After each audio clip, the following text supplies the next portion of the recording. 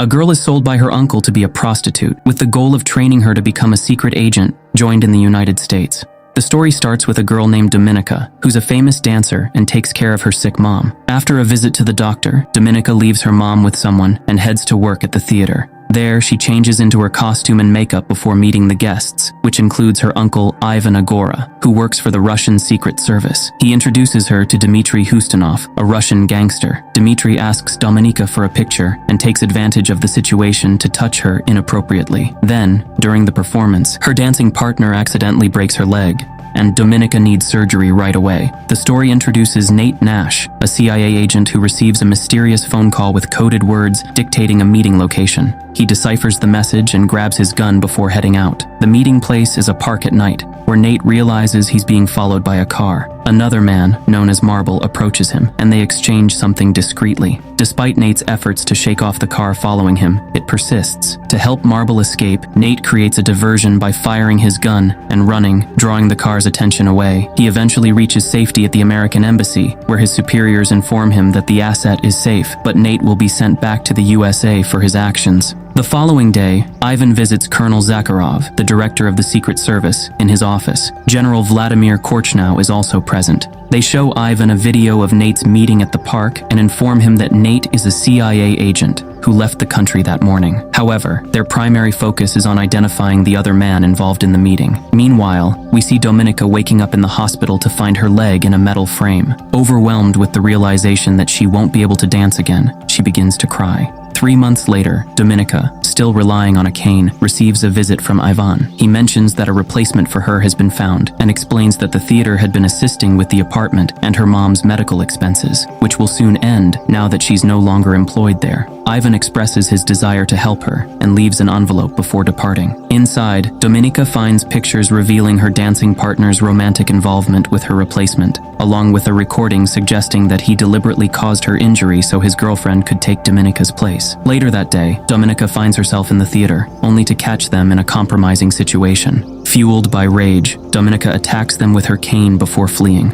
On the bus home, she notices her blood-stained hand and decides to report the incident as an accident from a payphone. Upon arriving home, she discovers her mom on the bathroom floor, with the caretaker absent, citing non-payment from the theater. With no other options, Dominika seeks help from her uncle. He agrees to assist her, but in return, he asks her to help gather information about Hustinov, the man she met at the theater. Initially hesitant, Dominika eventually agrees after Ivan promises to provide her mom with the best medical care. That very night, Dominika heads to the hotel where Hustinov is staying, dressed in the attire provided by her uncle. She waits at the bar, and soon enough Hustinov approaches her. Dominika tells him she's there to feel special again, and they head to her room together. After asking his guards for privacy, Hustinov begins to undress, prompting Dominika to follow suit with some hesitation. As they get closer, Hustinov takes advantage of her. Suddenly, their encounter is interrupted by a mysterious figure wearing a black helmet who swiftly slits Hustinov's throat, then tosses Dominika a coat to cover herself, leading her out through a back exit. In the parking lot, he shoots an employee before whisking Dominika away on his motorcycle to an abandoned building. Inside, the man removes his helmet, revealing himself as Sergei Maturan, another Secret Service agent working under Ivan's orders. Meanwhile, Ivan and Korchnow watch Dominika's movements on security cameras from another room in the same building. When Korchnow suggests eliminating her as a witness, Ivan argues that she could prove useful. Ivan seeks out Dominika and admits that he was aware of what would happen in the hotel room, but didn't inform her because he knew she wouldn't have consented if she had known. He then presents her with an offer. Given her adeptness in such situations, she can be sent to a special institution to undergo training as an agent. However, he emphasizes that if she refuses, he won't be able to protect her, leaving her with little choice but to accept. Dominika agrees reluctantly, and a couple of days later she departs for the institution. Upon arrival, she is greeted by Matron, the headmistress of Sparrow School, who assigns Dominika a fake name to use during her time there. Matron then escorts her to her room, and classes commence shortly afterward. Matron lectures the students about the chaos in the modern world and Russia's willingness to make sacrifices to rectify it. She explains that the students will be trained as sparrows, specialized spies adept in seduction and psychological manipulation. Dominika and a student named Victor are called to the front of the class and asked to strip. Victor does so without issues, but Dominika doesn't dare. Then Matron scolds her for it. Next, we see Nate, called in by the CIA's disciplinary panel. They tell him he's suspended because of a mistake he made in Russia, and he can't leave the country. Nate argues that Marble, their informant, has trusted him for 3 years and won't trust anyone else. But despite his protest, Nate isn't physically harmed. Back at Sparrow School, Matron instructs the students on the importance of identifying their target's desires. She shows them videos as examples. When Victor guesses incorrectly, Dominika corrects him, earning his resentment. Another female student correctly identifies a target and is instructed to use her mouth on the man from the video, who is brought into the classroom in restraints. However, she is unable to go through with it and breaks down in tears. Matron reminds the students of the need to learn to control their bodies and teaches them basic seduction techniques. Meanwhile, in the USA, Nate notices he's being followed and alerts his superiors. He discovers that the CIA hasn't received any communication from Marble. Nate seizes the opportunity to remind them that Marble will only talk to him. They strike a deal. Nate can't return to Russia, but they'll send him to a nearby country to lure out Marble. Nate insists that his team accompany him on the mission. Meanwhile, at the school, the students are asked to welcome a group of soldiers returning home from war. Dominika selects a young man and escorts him to a private room where she skillfully offers him comfort. Later that day, Matron and the students watch recordings of their interactions with the soldiers. Matron praises Dominika's technique, but notes that she still hasn't fully learned to surrender herself to the role. After class, Dominika heads to the showers where she is assaulted by Victor.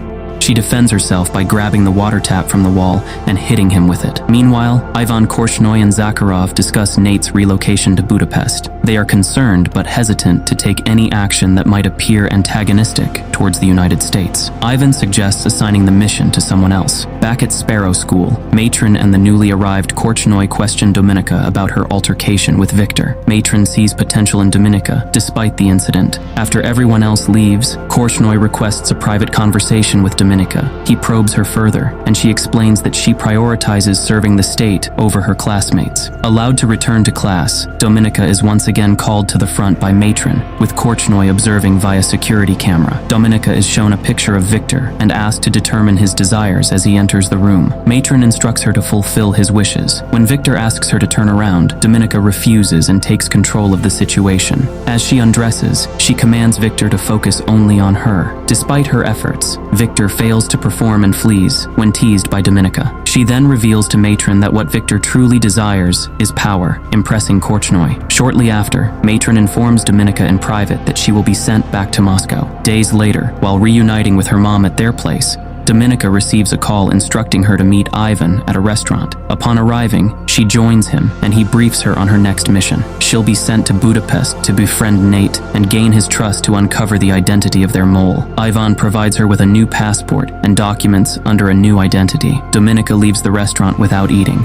A couple of days later, she arrives in Budapest and settles into an apartment she'll share with another sparrow, Martin. Later that day, she meets with her new boss, Station Chief Maxim Bolentov, and requests information about Nate. Afterwards, she observes Nate's daily routine. The following day, Dominika starts frequenting the same swimming pool as Nate, subtly catching his attention. As they leave the pool, they engage in casual conversation, but Dominika maintains a sense of aloofness and invents a story about working as a translator for the embassy. However, the next day, Nate doesn't show up at the pool, and the receptionist informs Dominika that her ID is missing. It becomes evident that Nate already suspects her true identity. We shift to Nate discussing with his superiors how Dominika has been using various aliases, hinting at a possible connection to Ivan. He suspects her use of her real name is a calculated move to provoke. After some deliberation, his superiors reluctantly agree to allow Nate to get closer to her for intelligence-gathering purposes. After briefing Bolentov on her progress and requesting an embassy pass, Dominika heads to the embassy. There, she observes Marta in conversation with Stephanie Voucher, an American politician. Nate interrupts her observation, confessing to stealing her ID from the pool and inviting her to dinner the next evening at 8. She accepts the invitation. Returning to her apartment, Dominika searches Marta's room and uncovers evidence of Marta's dealings with Voucher. As Marta returns, Dominika narrowly avoids detection. Marta hands Dominika a copy of the report Bolentov sent to Moscow, indicating that Dominika has made an adversary. The following day, after work, Dominika tails Bolentov to a bar and confronts him, demanding a better report. She provokes him into violence by taunting him him, capturing the altercation on security cameras. Threatening to take the recording to the police, Dominika coerces Volontoff into providing a more favorable report. Meanwhile, Nate waits alone in a restaurant for their date. As he prepares to leave, Dominika follows him closely. Back in his apartment, Nate receives another coded message on his phone, decoding it to read Vienna. Just then, Dominika, visibly upset, rings his doorbell. Nate hesitates, but ultimately allows her to enter. While sharing whiskey, Dominika discloses to Nate that his boss assaulted her. When Nate questions how she knows his address, Dominika raises the TV volume to ensure their conversation remains private. Curious about Nate's past, Dominika asks about the incident in the park in Russia, and they share a kiss